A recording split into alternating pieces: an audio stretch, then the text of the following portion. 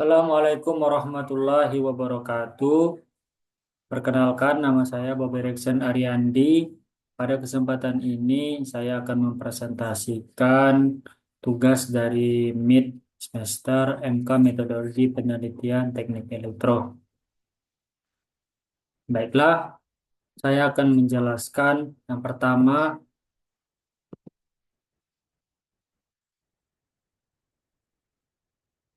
Yang pertama, tugas 2 yaitu mencari 3 jurnal dalam satu topik terkait dengan penelitian di bidang teknik elektro. Yang pertama saya membuat tabel isinya SPT di atas, nomor judul, tahun pengarang, link, metode, hasil gap di Microsoft Word, seperti tabel yang ada di bawah ini.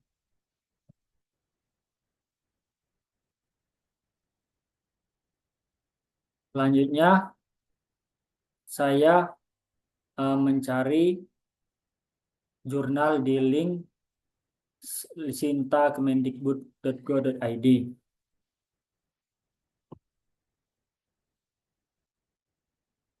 Setelah mencari jurnal di Sinta, website Sinta, maka saya mendapatkan 3 jurnal, yaitu dengan judul Integrasi Sensor Multimodal pada Ikat Pinggang Smart sebagai Pelindung Penculikan Anak.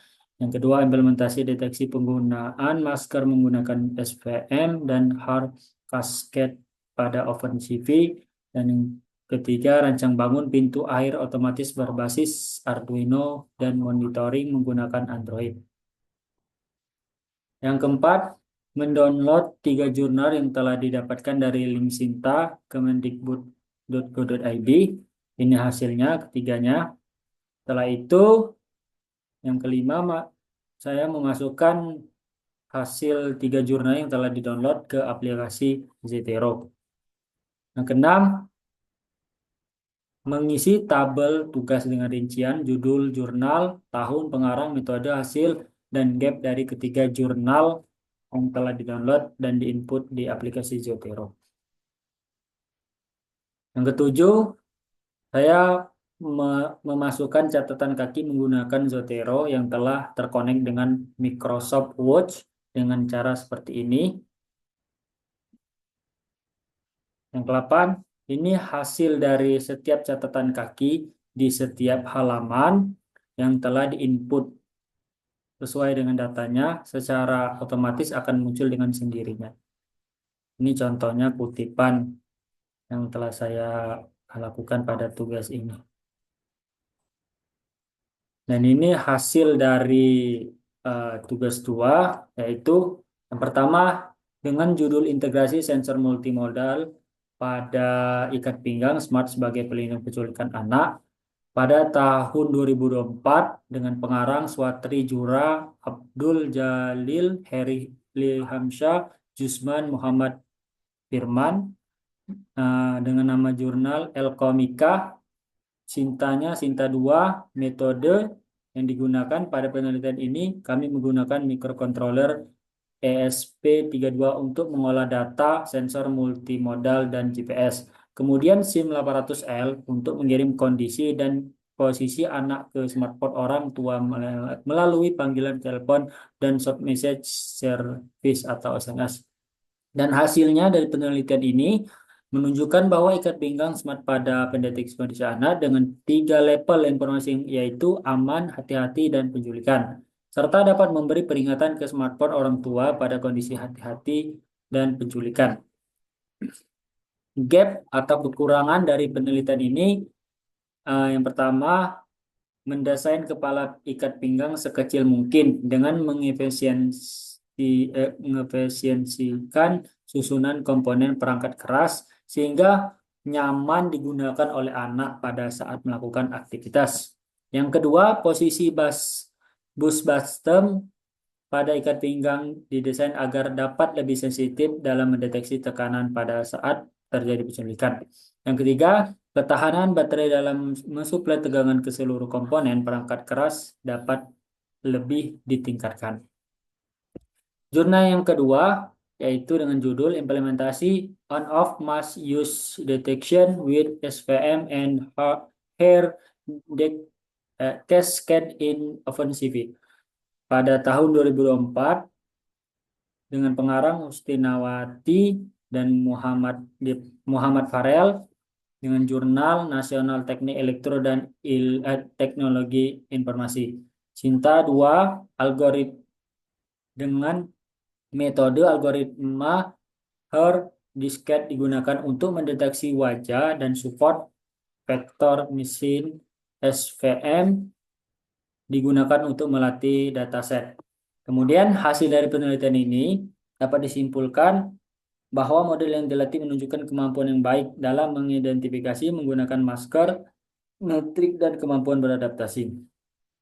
Gap dari penelitian ini yaitu model ini masih memiliki kekurangan dalam mendeteksi fitur wajah yang tertutupi, sehingga menunjukkan penelitian ini lebih lanjut untuk meningkatkan kemampuan deteksinya. Yang terakhir, yang jurnal saya lakukan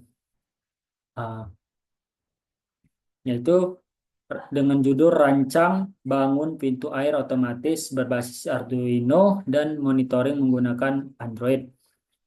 Jurnal ini pada tahun 2024 dengan pengarang M. Rizky Arif Fatana dan Rizky Mukhayyar dengan jurnal JTEIN atau Jurnal Teknik Elektro Indonesia. Cinta 4 dan metode digunakan yaitu research eksperimen riset yang mencakup rancangan alat, prinsip kerja, dan analis hasil pengujian alat. Hasilnya, prototipe pintu air otomatis ini dapat mengukur ketinggian air dan memberikan informasi ke Android ketika air sudah melebihi ketinggian yang sudah ditentukan pada rancangan yang sudah dibuat sebelumnya. Dari Android, kita juga bisa membuka dan menutup pintu air melalui Blink.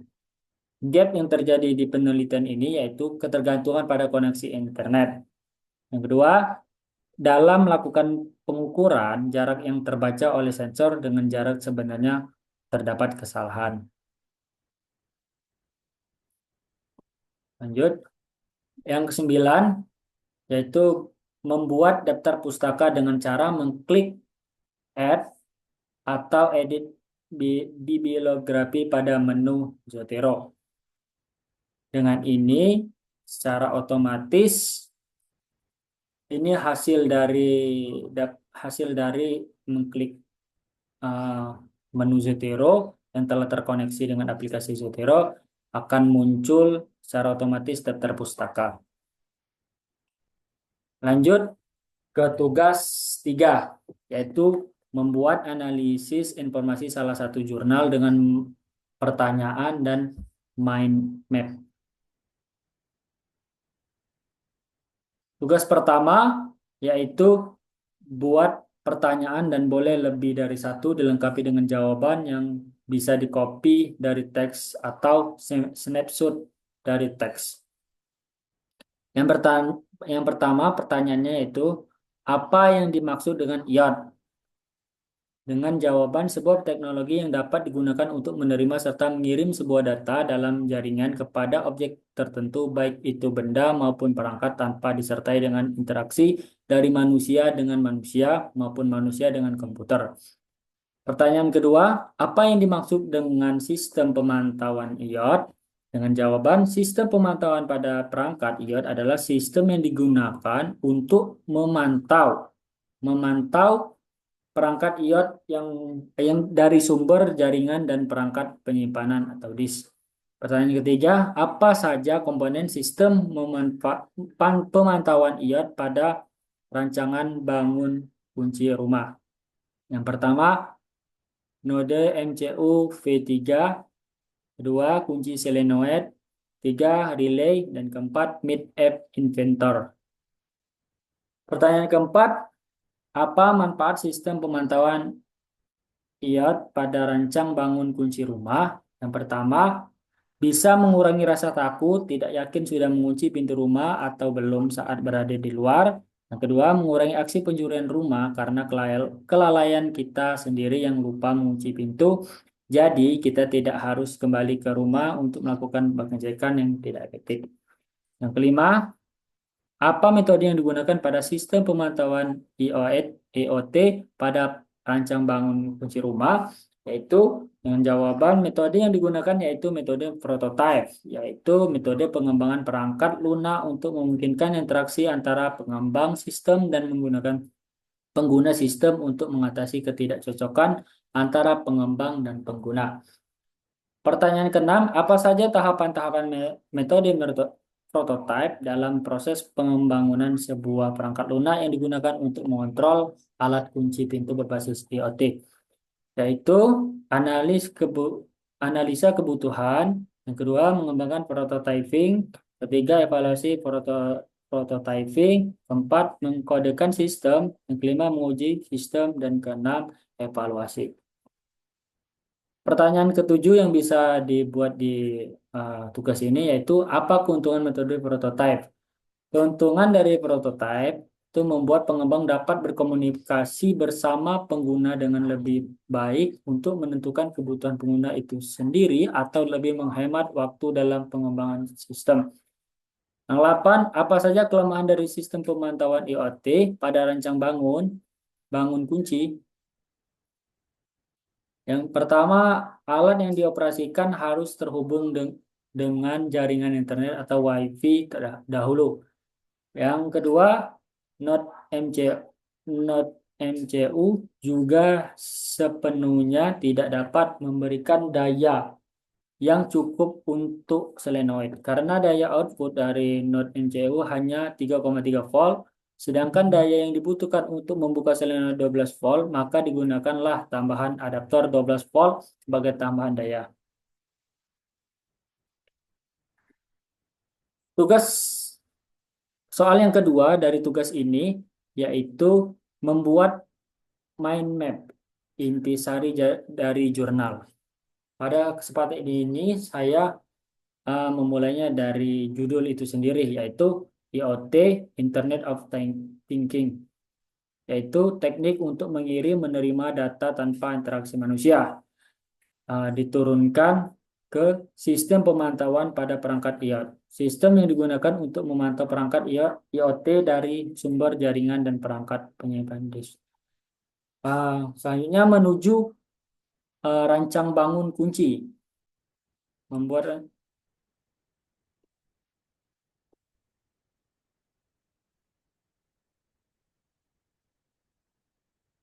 rancang bangun kunci terdiri dari 3 komponen, yaitu komponen itu sendiri, metode, dan kelemahan. Komponennya itu Node MCU V3, kedua kunci solenoid, ketiga relay, keempat MIT App Inventor, kedua metode, yaitu menggunakan metode prototype, dan kelemahan dari rancang bangun kunci ini, alat yang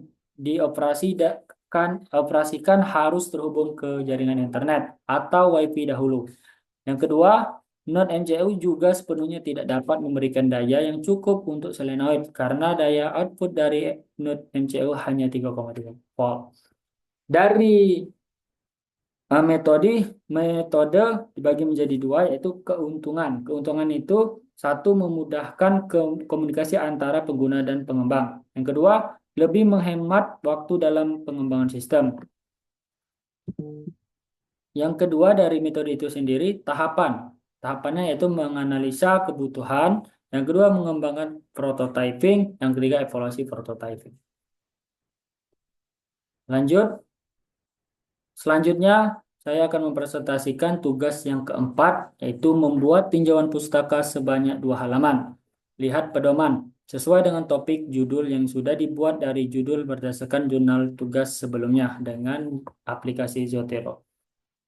Yang pertama, saya mencari jurnal terkait penelitian teknik elektro di Sinta, di website Sinta. Pada kesempatan ini, saya memilih jurnal dengan judul Integrasi Sensor Multimodal pada Ikat Pinggang Smart sebagai Pelindung Penculikan Anak. Yang kedua, saya memasukkan jurnal yang telah di-download ke aplikasi Zotero. Selanjutnya, saya membuka jurnal yang telah di-download dan menyalinnya sebanyak 2 halaman di Microsoft Word. Selanjutnya saya memindahkan hasil downloadan sesuai dengan daftar pustaka dari jurnal ini, yaitu ada beberapa jurnal yang telah saya download yang telah saya salin di aplikasi Zotero. Selanjutnya saya menyalin kutipan dari beberapa jurnal sebagai daftar pustaka ke Zotero seperti ini dengan mengklik tombol import from clipboard sehingga eh, muncul semua informasi yang ada di sini terkait jurnal itu sendiri. Yang selanjutnya eh, saya memasukkan kutipan dari dalam paragraf, misalkan seperti ini. Saya menggunakan menu Zotero, lalu saya mengklik mengklik di sini, eh, menuliskan daftar pustaka yang telah terkoneksi dengan Zotero, sehingga secara otomatis dia akan muncul di paragraf itu sendiri. Itu ini sebagai hasil dari kutipan itu dengan seperti ini. Ini contohnya. Setelah saya memberikan kutipan atau menuliskan kutipan dari dalam paragraf dari tugas ini, saya membuat daftar pustaka dengan cara mengklik add atau edit bibliografi sehingga langsung otomatis hasilnya muncul seperti ini. Hasil daftar pustaka akan muncul seperti ini. Baiklah, mungkin itu saja presentasi dari saya. Saya mohon maaf jika ada kesalahan dari penyampaian saya atau kekurangan dari penyampaian saya. Saya mohon maaf, kepada Tuhan saya mohon ampun. Saya akhiri, wassalamualaikum warahmatullahi wabarakatuh. Terima kasih.